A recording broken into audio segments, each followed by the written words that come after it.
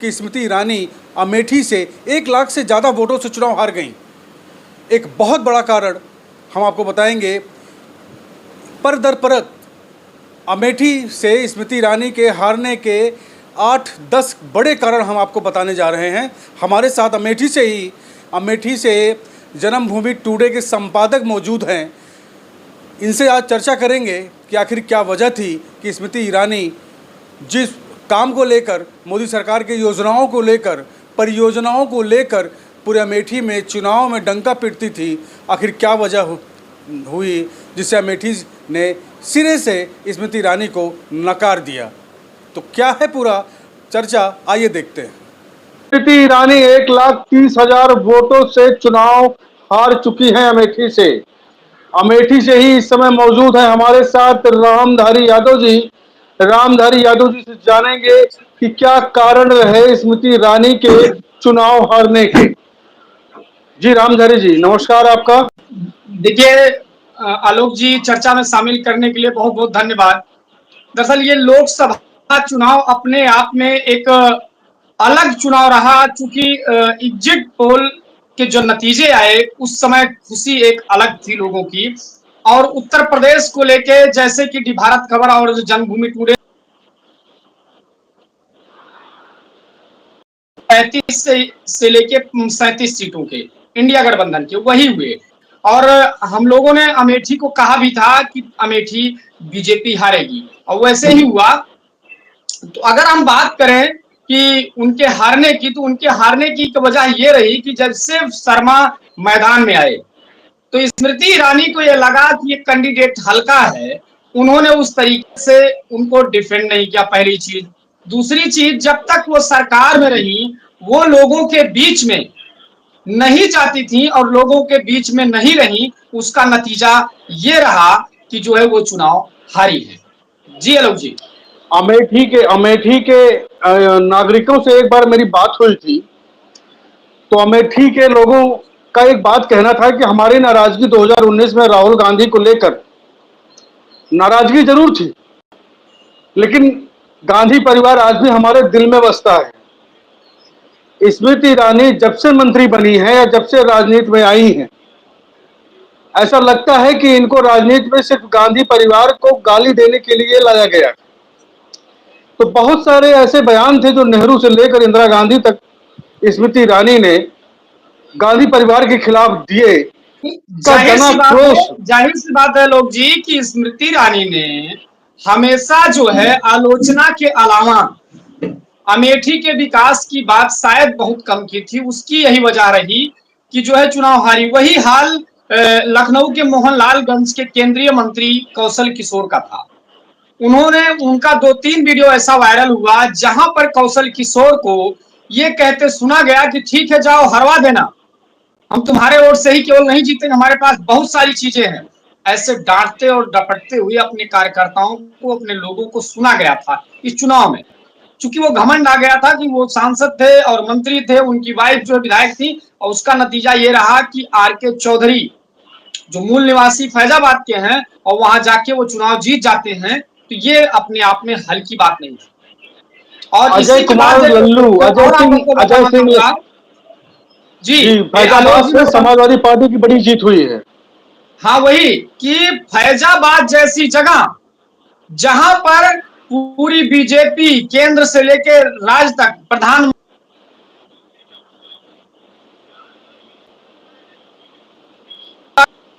करते हैं और रोड शो करते हैं, कई करोड़ों रुपए उसमें बर्बाद किए जाते हैं। और मुख्यमंत्री योगी आदित्यनाथ तो बराबर अयोध्या आना जाना है।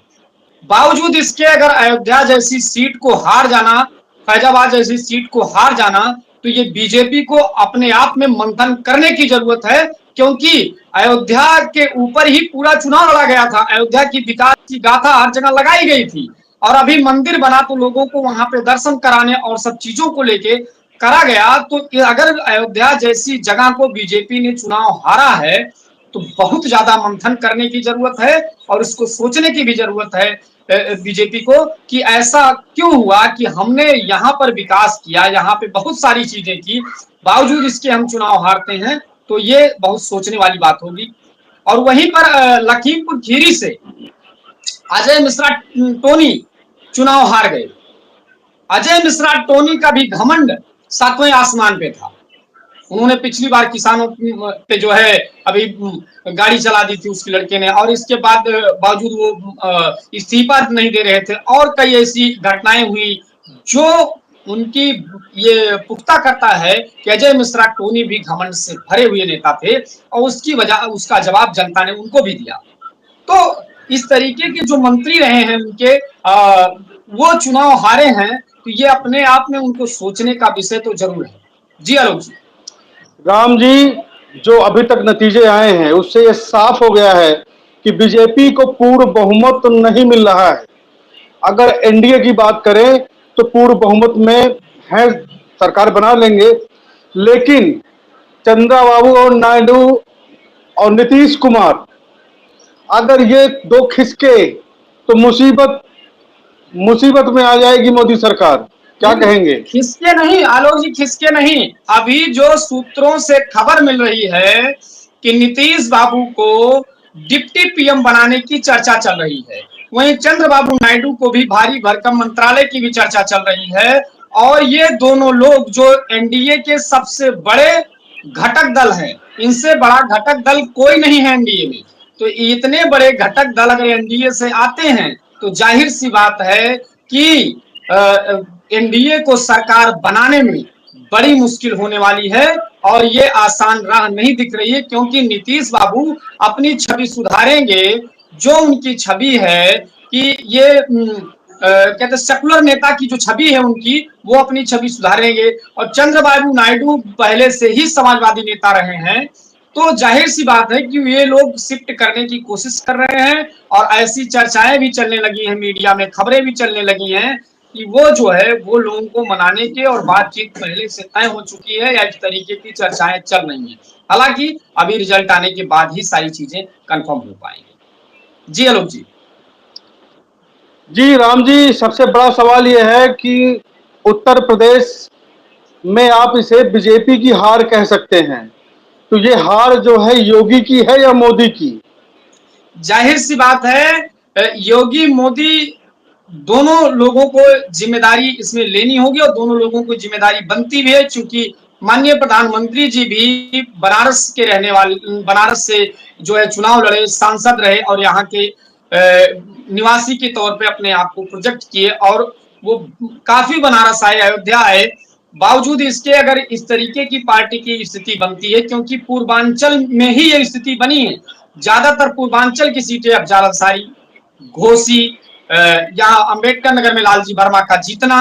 अंबेडकर नगर में बता दें आपको कि अंबेडकर नगर में लालजी वर्मा भी चुनाव जीत चुके हैं, और आपके बस्ती में भी चुनाव जो है हरीश द्विवेदी हार चुके हैं अब की, और जो है राम प्रसाद चौधरी जो है सपा के गठबंधन के प्रत्याशी थे, वो भी चुनाव जीत चुके। श्रावस्ती से जो है जो नृपेंद्र मिश्रा के लड़के थे साकेत मिश्रा, श्रावस्ती से चुनाव लड़ रहे थे, और उनके सामने राम शिरोमणि वर्मा जो इंडिया गठबंधन के प्रत्याशी थे, वहां पर भी चुनाव इंडिया गठबंधन जीत रही है। हालांकि कीर्तिवर्धन सिंह जो है गोंडा से अब की हैट्रिक मार दिए, तीसरी बार चुनाव में जीता है, श्रेया वर्मा को, इंडिया गठबंधन के प्रत्याशी को हरा दिया है।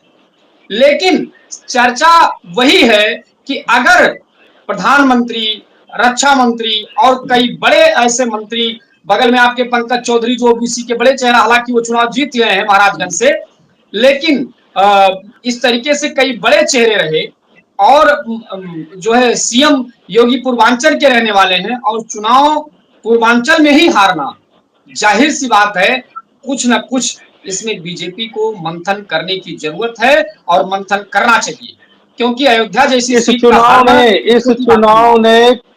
चुनाव ने इंडिया गठबंधन कहे या यूं कहें कांग्रेस पार्टी या राहुल गांधी और अखिलेश यादव को क्या लगता है कि संजीवनी मिल गई है?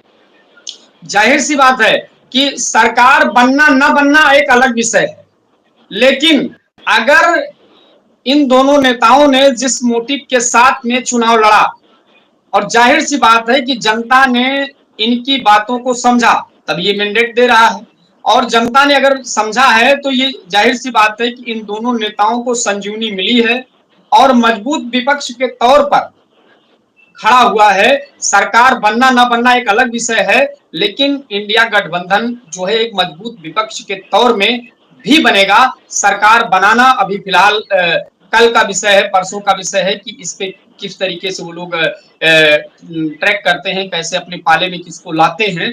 ये तो फिलहाल आने वाला समय बताएगा कि कौन किसके पाले में जाएगा, सरकार कैसे बनाएगा।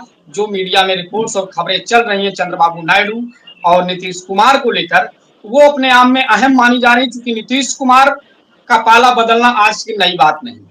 हो सकता है वो कर सकते हैं, चूंकि सेकुलर नेता के तौर पे अपनी छवि को प्रोजेक्ट करते हैं। दूसरा, चंद्रबाबू नायडू पहले से ही समाजवादी नेता रहे हैं, तो इस वजह से भी कयास लगाए जा रहे हैं कि ऐसा हो सकता है।